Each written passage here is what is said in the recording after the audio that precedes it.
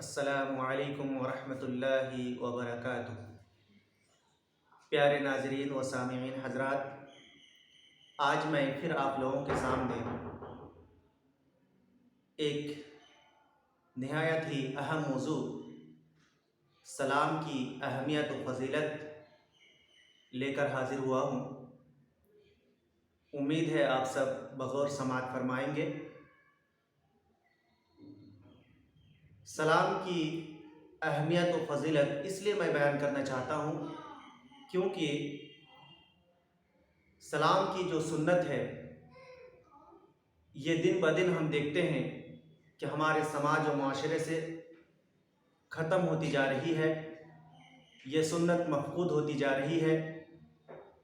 اس سنت کو کیسے زندہ رکھا جائے، کیسے اس پر عمل کیا جائے، اس کی یاد دہانی کے لیے میں نے اس موضوع کا آج اس درس میں انتخاب کیا ہے۔ اللہ رب العالمین قرآن کریم کے اندر ارشاد فرماتا ہے وَإِذَا حُيِّيتُم بِتَحِيَّةٍ فَحَيُّوا بِأَحْسَنَ مِنْهَا أَوْ رُدُّوهَا، یعنی جب تجھے سلامتی کی دعا دی جائے، کسی سلامتی کی دعا پیش کی جائے، دعا دی جائے، تو تم کیا کرو؟ فَحَيُّوا بِأَحْسَنَ مِنْهَا، تو اس سے بھی بہتر انداز میں اس کو سلامتی کی دعا دیا کرو۔ اور رُدُّوهَا، یا اس سے بہتر نہیں دے سکتے تو کم سے کم اتنا لوٹا دو، یعنی جتنا سلام کرے اتنا جواب دے دو۔ جتنی سلامتی کی دعا تجھے کوئی دے اتنا ہی دعا تم بھی دے دیا کرو۔ سب سے پہلی بات تو یہ کہ ہم کوشش کریں کہ اس سے اچھے سے جواب دیں، اس سے زیادہ کریں جواب دینے میں، اور اگر ایسا نہ ہو سکے تو کم سے کم اتنا کرنا چاہیے، بلکہ ضروری ہے کہ ہم اس کے سلام کا جواب کم سے کم اتنا دے دینے کی کوشش کریں۔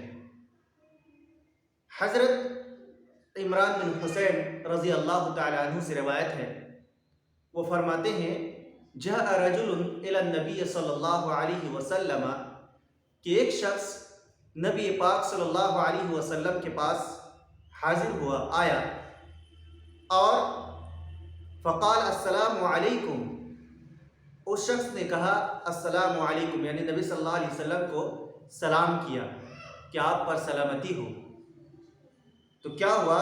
فرد علیہ السلام، آپ صلی اللہ علیہ وسلم نے اس کا سلام کا جواب دیا۔ ثم جلس، پھر وہ شخص بیٹھ گیا۔ فقال، تو آپ صلی اللہ علیہ وسلم نے فرمایا عشر، یعنی اس شخص کو 10 نیکیاں ملی۔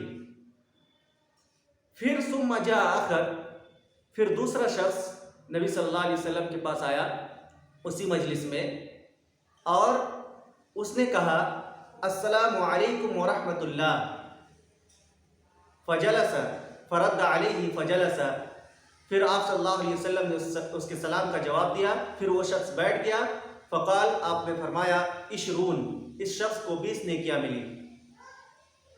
ثم جاء آخر، پھر دوسرا شخص اور ایک شخص آیا، اور اس نے کہا السلام علیکم ورحمۃ اللہ وبرکاتہ، فرد علیہ، چنانچہ آپ صلی اللہ علیہ وسلم نے اس کے بھی سلام کا جواب دیا۔ وہ شخص بیٹھ گیا۔ پھر آپ صلی اللہ علیہ وسلم نے فرمایا ثلاثون، یعنی اس شخص کو 30 نیکیاں ملی۔ اس حدیث پر ذرا ہم اور آپ غور کریں۔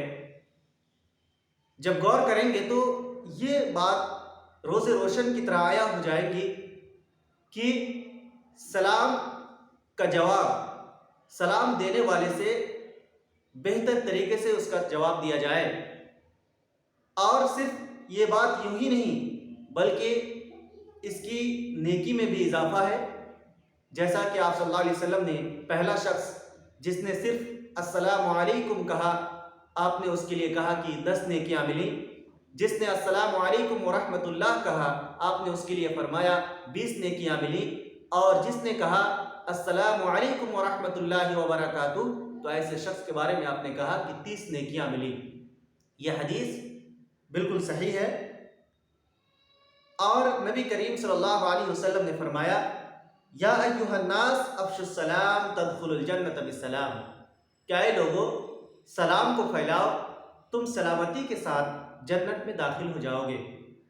तो आप इससे भी अंदाज़ा लगा सकते हैं कि सलाम की कितनी ज़्यादा अहमियत और फजीलत है, लेकिन हम सब ने उसकी अहमियत और फजीलत को ऊपर से पुष्ट डाल दिया और इस सुन्नत को हम लोग भूल गए। हमें इस सुन्नत को ज़िंदा करने की ज़रूरत है ताकि जो इस्लामी निज़ाम है उसको देखकर दूसरे लोग भी इसकी तरफ आए, क्योंकि सलाम में अमन व सलामती है।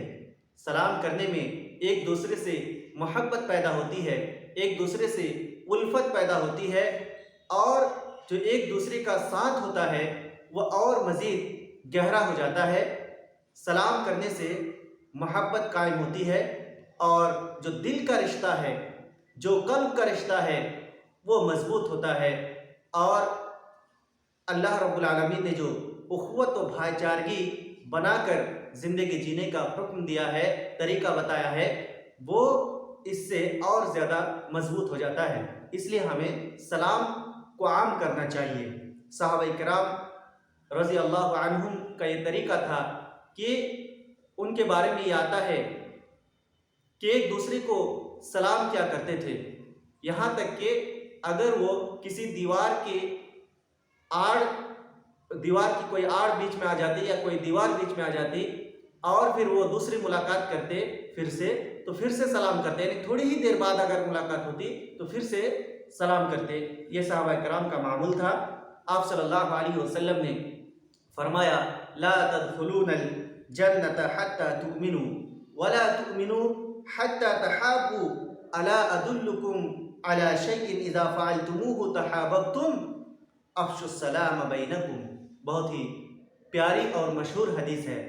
आप सल्लल्लाहु अलैहि वसल्लम ने फरमाया, तुम जन्नत में दाखिल नहीं हो सकते यहाँ तक कि ईमान ले आओ, और तुम ईमान नहीं ला सकते यहाँ तक कि तुम मोहब्बत को फैलाओ, आपस में मोहब्बत करो। फिर आपने एक उसूल बताया, अला अदुल्लुकुम अला शैइन इज़ा फ़अलतुमूहु तहाबबतुम, क्या मैं तुम्हें एक उसूल न बताऊं कि जिस उसूल पर चलकर तुम क्या कर सकते हो, आपस में एक दूसरे से जुड़ सकते हो, मोहब्बत कायम कर सकते हो। वो क्या है? अफ़शुस्सलाम बैनकुम, कि अपने दरमियान सलाम को फैलाओ, सलाम को ज़्यादा से ज़्यादा फैलाओ। एक दूसरे से मुलाकात हो तो एक दूसरे से मुलाकात के वक्त तुम क्या करो, सलामती का तुम पैगाम दो और सलामती की दुआ करो।